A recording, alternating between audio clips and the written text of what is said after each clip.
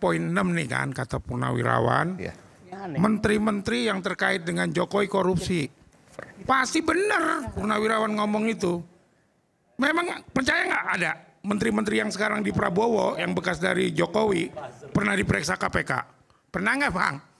Sebutkan aja, sebutkan. Benar nggak? Jadi ya, Sebutkan aja. ada ketua umum partai yang disuruh mundur misalnya. Kan ada itu kan? Terus ada yang diperiksa di Ini Epop, masalah korupsi. Sebutkan PK, aja siapa. ya kan? Nah, ini Sebutkan siapa. Sebutkan. nggak perlu disebutkan. Lah, Nggak perlu. Anda mengatakan itu, tapi Anda tidak tahu. Trenggono. Hah? Periksa kan? Nah kan lu minta sebutkan.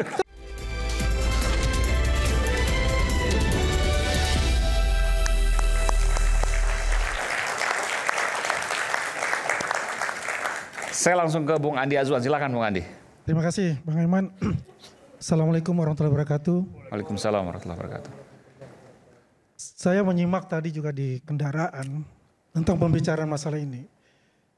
Saya melihatnya bahwa ini bukan semacam yang tidak direncanakan. Ini ada perencanaan. Ada perencanaan. Ada perencanaan. Termasuk bapak-bapak Purnawirawan ini? Saya jelaskan dulu. Ada perencanaan sebetulnya. Perencanaan bagaimana ya yang bertubi-tubi kepada keluarga Pak Jokowi. Tidak boleh ada keluarga Jokowi di pemerintahan. Intinya seperti itu. Dari yang namanya ijazah palsu. Terus digoreng terus. Ya. Dan kami sebagai relawan memang harus itu dilaporkan. Karena biar clear semuanya. Ya. Setelah itu muncullah ya dari para purnawirawan. Saya sangat respect dengan para purnawirawan. Ya. Muncul itu. Poin 1 sampai poin 8. Yang saya garis bawahi adalah poin 6 dan poin 8. Kalau kita bicara poin 6 di situ ya, yang ex Jokowi, menteri-menteri yang harus diganti. Menteri-menteri yang korupsi dan terkait dengan Jokowi. Jokowi. Oke. Berarti waktu itu Pak Presiden Prabowo adalah juga menterinya Jokowi. Oke. Betul nggak? Menteri Jokowi, Menteri Pertahanan. Apakah itu termasuk? Pertanyaan saya satu. Apa motivasinya? Hah? Mau dibawa kemana? Ini kan politik kekuasaan yang dimainkan di sini. Gitu. Ada orang-orang yang genit-genit, ya, memanfaatkan, ya, 0%, ya, Presiden threshold, ingin cawe-cawe gitu loh. Nantinya, ketakutan nanti Gibran akan muncul sebagai bukan presiden lah, the rising star. Kan seperti itu. Kelihatan gitu. Ini anak-anak muda semua nih. Ini perwakilan Anda semua bukan? Wapres ini perwakilan Anda semua sebagai anak-anak muda. Apakah tidak boleh ada anak muda pemimpin di negeri kita? Di luar negeri. PM Trudeau, anak muda. Bagaimana lompatannya? Luar biasa. Kombinasi Pak Prabowo dan Mas Gibran ini luar biasa. Satu dengan pemikiran lompatan-lompatan yang jauh, quantum leap-nya. Ya, membuat bagaimana anak-anak muda ini bisa berkreatif, bisa berkreasi dan mencapai tahun keemasan 2045. Itu saja sudah digoreng-goreng. Oke, sebentar. Saya mau tanya dulu ke para Purnawirawan. Ini poin 6 tadi sempat disebutkan juga. Menteri-menteri copot ya, kurang lebih gitu ya. Copot menteri-menteri yang korupsi, tapi ada dannya. Dannya itu. Yang terkait dengan Jokowi. Pak Jokowi. Boleh Pak Samsu. Pak Samsu sekarang usia berapa? 82. Luar biasa Pak. Sehat selalu Pak. Terus terang kami ini Purnawirawan mau apa lagi? Kami hanya sesuai dengan ketentuan dari agama Islam. Ya kami amal ma'ruf nahi mungkar. Oke, mengerjakan yang baik dan meninggalkan yang buruk. Kayaknya kita hanya berbuat baik aja sekarang ini. Ya. Jadi karena ini para Purnawirawan itu aja. Ini kita dah uzur semuanya kan. Kita pasti mati, itu sudah jelas gitu. Seperti Anda juga. Anda mati duluan, saya belakangan nggak apa-apa. Tapi sebaliknya saya belakangan, Anda duluan. Nah, tapi saya ingin tanya Pak. Apa yang mendasari yang tadi dikatakan menjadi emosional? Karena menteri-menteri yang korupsi oke, kita setuju untuk dicopot. Tapi yang terkait dengan Pak Jokowi, dari mana dasarnya? Mungkin nanti Pak Soeharto juga bisa jawab. Silakan Pak Samsu kalau mau jawab silakan juga nggak apa-apa. Pak Soeharto boleh. Oke. Ini bukan emosionalnya. Kita bukan emosional. Apalagi yang mau diemosionalkan sih. Kita itu amar ma'ruf nahi mungkar itu kita. Oke. Nggak ada lagi itu aja kita ini. Kita ini kan masih patriot kan. Sabta marga Sumpah Prajurit masih di dada kita ini masih terampang. Nggak ada lagi apa yang mau kita harapkan. Nggak ada lagi. Kita hanya harapkan bagaimana negara ini betul-betul negara yang menjadi baiklah untuk mensejahterakan rakyatnya. Dan kita harapkan Prabowo begitu. Oke. Prabowo itu kan jauh di bawah saya. Prabowo itu 74, saya 65. Saya juga lebih senior dari Mas Harto ini. Ya. Saya tamatan 65 nih. Kakak beliau ini kan Andi Jalal Bakhtiar tuh litik saya tuh. Om saya, Pak. Om ya. Saya keluarga tentara juga. Iya. Makanya saya Tapi omnya ikut nggak? Hah? Enggak, udah meninggal. Oh, oke. Oke. Saya ingin tanya ke Pak Soeharto. Pak Soeharto, kalau tanya tadi emosional, ini kemudian mengaitkan dengan Pak Jokowi satu ya. Kemudian yang kedua bagian dari gerakan-gerakan tertentu. Ini kan ada kecurigaan ke sana. Bagaimana Pak Soeharto menjawab itu?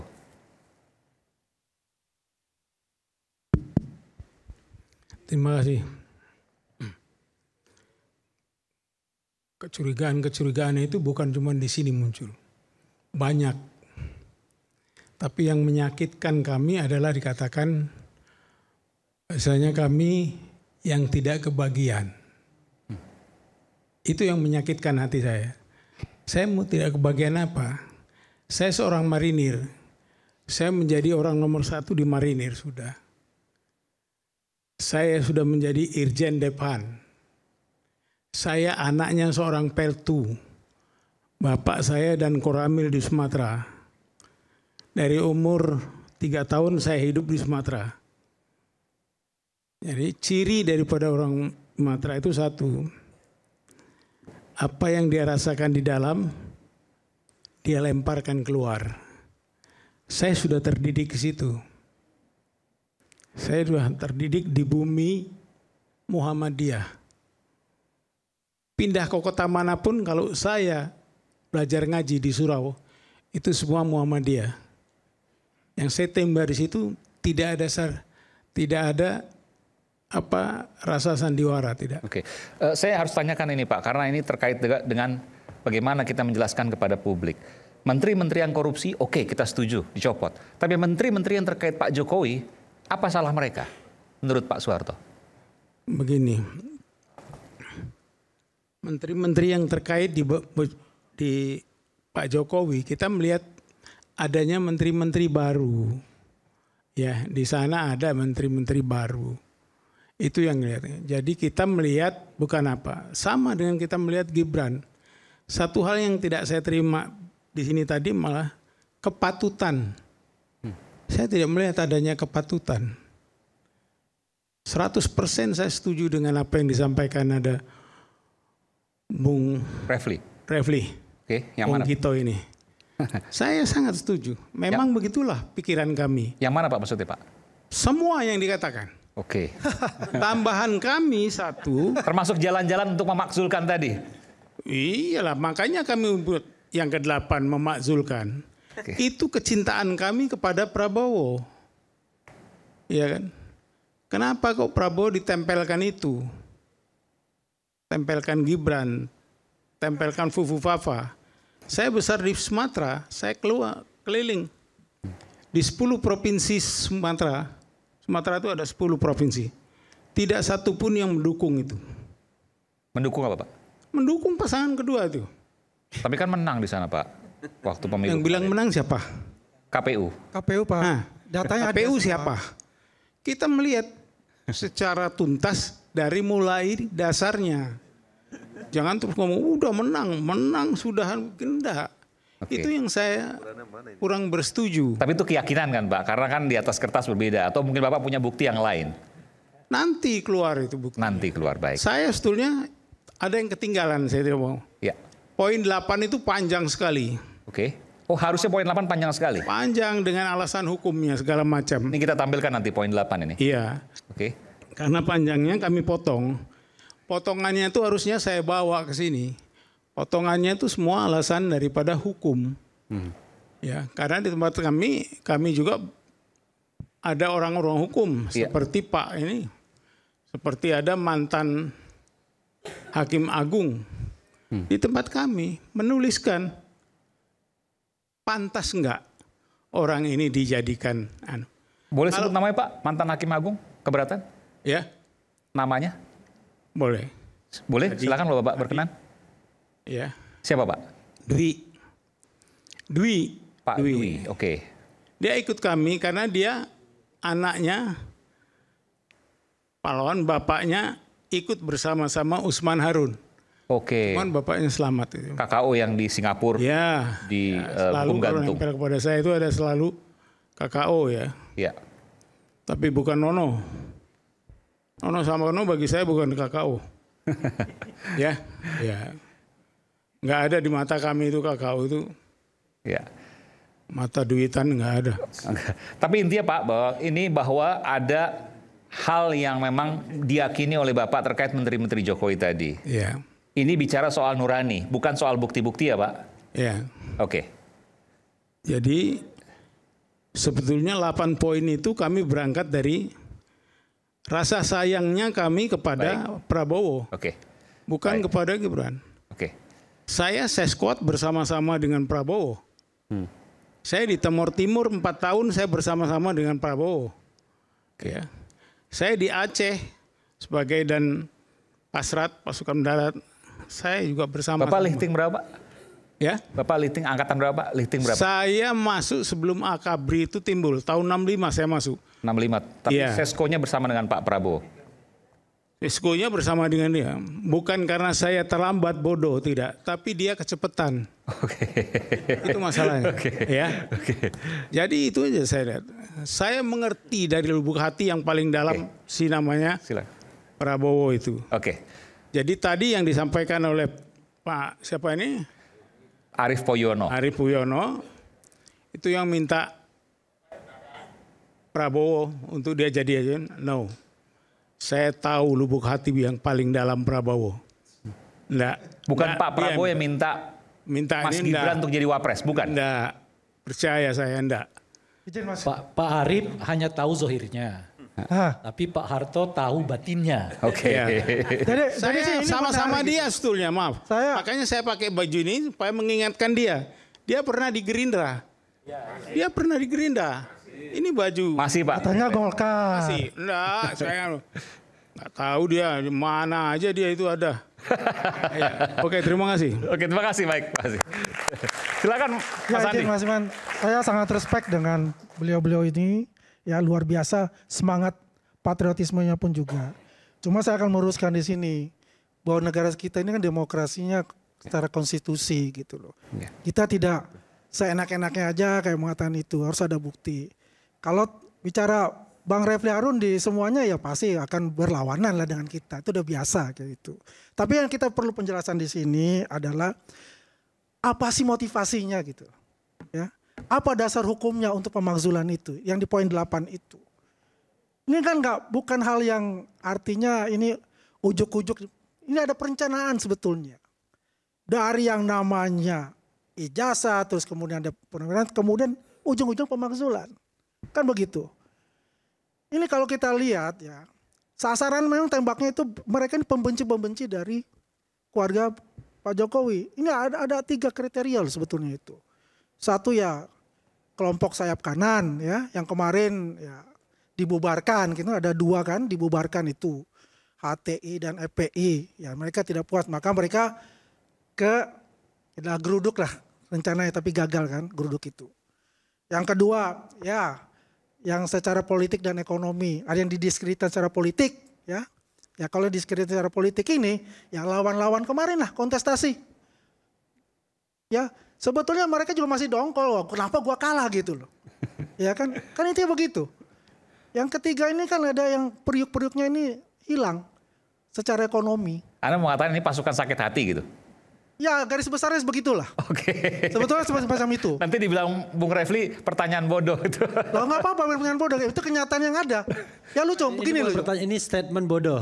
Terserah bisa itu, tapi itu kenyataan yang dihadapi. Kenapa? 58% loh penduduk Indonesia memilih pasangan duit tunggal ini. Prabowo dan Pakai itu Pak. Pak itu ada Pak, lihat di KPU Pak. Di KPU Pak, lihat di KPU.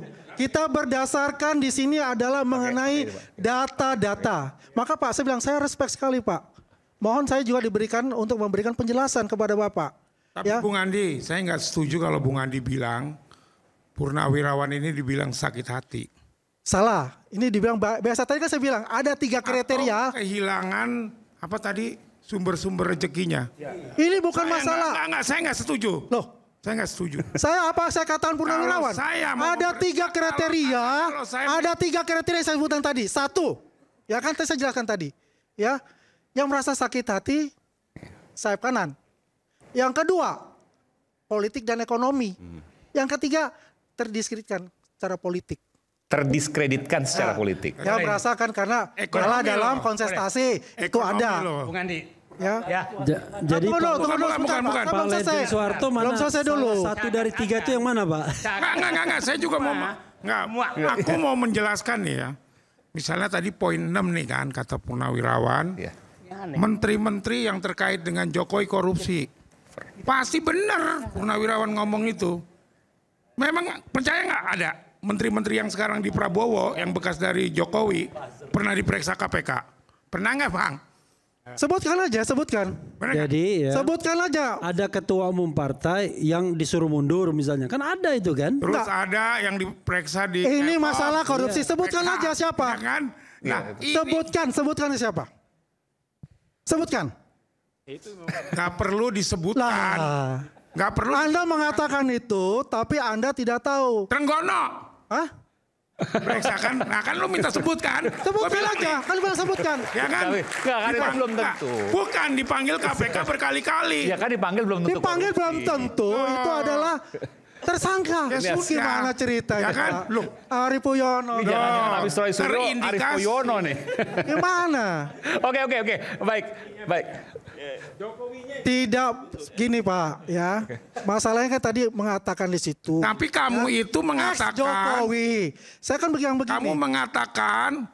Ya kan bahwa mereka sakit hati. Mereka Tidak. kawannya Prabowo loh. Gua nggak Salah terima lagi. loh. Tadi Salah tanya lagi. gini, kalau Oh, bukan. Purnawirawan ini masuk ke kelompok yang mana, Bung Andi? Tidak ada. Oh, tapi kan berarti mereka menyuarakan Saya nurani bukan betul? penyakan pribadi. Menyuarakan jadi nurani. Menyuarakan pribadi. Tidak ada untuk itu. Nah, Tidak ada jadi kamu kepentingan tuh apapun. harus- Yang saya sebutkan tiga itu tidak masuk beliau. Artinya mereka menyuarakan. Inilah asiknya. Yang ngusulkan Purnawirawan, yang di studio sakit hati saya Dido. Bukan saya katakan itu, ya kan? Yang saya katakan 3 kriteria. Iya. Itu yang ada Berarti permainan. posisinya tidak ada. Purnawirawan tidak ada di 3 itu. Tidak, ini Tidak salah ada yang hati sakit mereka. hati, Berarti tidak Cuma ada. begini pertanyaan saya. Berarti ada 4 dalam kriteria, menyusun itu, apakah ya tim-timnya itu Oke. mereka itu kompeten nggak untuk itu? Dia sangat kompeten. Jadi ada Jenderal. berarti ada 4 Silakan, kelompok. silakan. Kelompok 4 adalah berdiri sendiri. Loh tidak, saya tidak masukkan itu. Saya kelompok 3 itu. Itu yang paling besar. Begini. Klaim. Makin rumit Ya, aja. klaim sekarang seakan-akan semua yang tidak setuju Jokowi adalah orang sakit hati, orang yang tidak kebagian. Bukan, Bung. Ada orang yang memikirkan etika moral. Ada orang yang memikirkan keselamatan bangsa ke depan. Nah ini yang keempat. Berarti Ya. Purnawirawan yang Jadi kelima lagi. jangan Bapak menuduh semua bahwa itu yang menganti Jokowi adalah perusak bangsa. Itu klaim yang menurut saya sangat berbahaya. Ya, jadi kalau Oke, digabungkan, sekarang giliran Bung Rey, silakan Bung Rey. kalau digabungkan semua berarti ada 5. Ini Makin banyak. soal moral. Tadi Purnawirawan tadi masuk kategori apa, Bung Andi? Maksudnya Yang Purnawirawan ini tadi masuk kategori apa? memberikan kritikan kepada pemerintah. Kritikus. Ya udah, jadi Oke? ada 5 lah. Memberikan kritikan kepada pemerintah. Jadi ada 5 ya. Oke. Kalau memberi kritik kan nggak menuntut mundur dong. Tapi gini ya, kan dari dahulu udah kita ingatkan ya, bahwa langkah-langkah dengan cara yang dilakukan seperti kita alami dahulu itu akan menimbulkan masalah di kemudian hari gitu. Pertama, ia akan terus-menerus dipersoalkan secara moral. Dan Prof. Yusril sudah menyatakan itu. Iya, itu akan dipersoalkan orang secara terus-menerus secara moral. Wapres Gibran maksudnya. Iya, proses kan dari dulu kita ingatkan kan. Oke. Yang kedua, bahwa legal formalnya terpenuhi iya. Tapi belum tentu itu dalam konteks kesadaran publik. Jadi makin ke sini, ketika basis moral ini mulai dipertanyakan orang, dan ada jeda antara euforia dengan rasionalitas, disitulah mulai kembali bertanya. Gitu. Benar nggak sih cara yang kemarin itu? Tepat nggak cara yang kemarin itu? Pas nggak cara yang kemarin itu? Orang mulai itu. Jadi satu segi orang mempersoalkan soal basis moralnya, dari situ dinastinya macam-macam dan seterusnya itu gitu. Segi yang lain adalah apakah tindakan yang terjadi ketika proses pengajuan saudara Gibran sebagai calon wakil presiden itu sesuatu yang dapat diterima secara rasional. Saya kira ketika situasi itu muncul dengan kenyataannya sekarang Gibran ini kelihatan tidak tidak muncul seperti apa yang dibayangkan oleh orang, maka kesadaran itu muncul satu persatu. Maka ketika para purnawirawan ini menyampaikan tuntutan supaya Gibran dimakzulkan, relatif tidak ada suasana yang menolaknya. Relatif ya. Saya nggak tahu nanti pakai polling lagi macam-macam gitu. Ada yang menolak semua. Ya, Oh, kita menolak semua. Menolak, Bung. ya. Ya. Kalau mereka udah jelas. Ini pemilihannya dipilih oleh kecuali rakyat Ari loh. Puyono, ya kan? Dipilih oleh rakyat. Kalau Ari Puyono, beliau sudah keluar dari soal konstitusi macam-macam, urusannya semua urusan keluarga, bicarain aja di rumah. Ini orang mau dimundurkan apa enggak, kira-kira gitu. Nah itu yang pertama. Nah yang kedua, kalau saya baca permintaan purnawirawan itu, secara tidak langsung, bahkan mungkin secara langsung, kalau dibaca sebetulnya poin per poin ya, di luar poin per poin itu juga ada keterangan itu, ada keinginan para purnawirawan ini untuk mendorong Pak Prabowo sebagai satu-satunya presiden. Jadi Tanpa wakil maksudnya? bukan. Maksudnya Jadi isu soal misalnya matahari kembar. Oke. Bahwa kemarin Pak Prabowo menyentil Sudah dijawab itu dengan Pak Jokowi. saya dianggap sebagai Hanya satu matahari. bayang-bayang dari siapa gitu. Pak Prabowo sendiri menyebut itu. Kenapa Pak Prabowo menyikapi itu? Karena ada sentilan yang disebutkan oleh para purnawirawan itu. Kalau Anda baca semua tuh, ya. Ada keinginan yang kelihatan datang dari purnawirawan ini, ingin melihat bahwa Pak Prabowo itu muncul dong sebagai macan, kira-kira gitulah ya. Apa yang disebut dengan bayang-bayang, apa yang disebut dengan matahari kembar, itu sudah mestinya nggak boleh terjadi pada eranya Pak Prabowo yang dikenal sebagai macan itu, gitu kira-kira itu. Nah, berdasarkan itulah muncul ya saya baca teks itu pada dua hal itu. Bagaimana cara, siapa sih yang dibayangkan oleh para purnawirawan ini? Nanti Pak Harto atau Pak Syamsul bisa menjawab, memberi penjelasan. Dugaan saya yang dimaksud dengan presiden bayang-bayang itu atau dengan matahari kembar itu ada hubungannya dengan mantan presiden yang sebelumnya. Berdasarkan itulah keluar permintaan para menteri yang berhubungan dengan Pak Jokowi dahulunya agar direshuffle, lebih kuat lagi agar Gibran dimakzulkan. Apa artinya gitu? Artinya Prabowo sudah saatnya untuk tampil sebagai presiden yang maju ke depan tanpa apa yang disebut tadi bayang-bayang itu. Itu dijawab, direspon langsung oleh Pak Prabowo. Kata siapa saya presiden bayang-bayang? Lebih ditegaskan lagi oleh Pak Prabowo soal mutasi yang dilakukan oleh Panglima, sehari setelah itu mutasi kemudian dibatalkan. Pak Prabowo kira-kira mengatakan, nih saya akan perlihatkan bahwa yang kendali pemerintah itu ada di saya. Itu bentuk komunikasi Pak Prabowo, Anda menilai itu? Itu. Yang paling menarik dari ini semua adalah pernyataan Pak Wiranto yang merupakan hasil pembicaraannya dengan Pak Prabowo yang istilah saya menempatkan pernyataan dan permintaan serta tuntutan para purnawirawan ini dalam situasi yang 50-50. Jadi Pak Prabowo tidak mengatakan saya menolak, tapi tentu saja beliau mengatakan saya tidak menerima. Saya tidak menolak, tentu saja beliau mengatakan saya menerima atau sepakat, tentu tidak. 50-50. Mengapa saya katakan 50-50? Hari ini kita tahu Pak Prabowo mendatangi pertemuan para purnawirawan dan veteran atau apa ya Pak? Menarik bagi saya, tak sedikit pun pidato Pak Prabowo menyentil soal sikap beliau terhadap permintaan itu. Itu satu. Yang kedua, di samping beliau duduk Pak Trisno yang kita tahu salah satu orang yang ikut serta menuntut supaya dilakukan pemakzulan terhadap Saudara Gibran. Saya tadi di dalam salah satu acara televisi yang lain, saya mengatakan, kenapa acara sepenting ini Saudara Gibran tidak hadir serta? Kan menarik sebetulnya. Dalam kultur politik kita, kalau Pak Prabowo dalam kondisi sebetulnya menolak permintaan para jenderal itu, bayangan saya beliau akan mengundang Pak Gibran, gitu loh kira. Duduklah di samping Pak Tri. Semua orang udah mengatakan selesai ini cerita.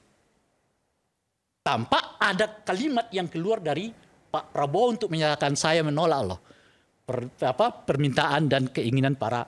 Dudukkan saja Gibran di samping Pak Tri. Rapat kabinet belum cukup. Rapat kabinet kan duduk berdua.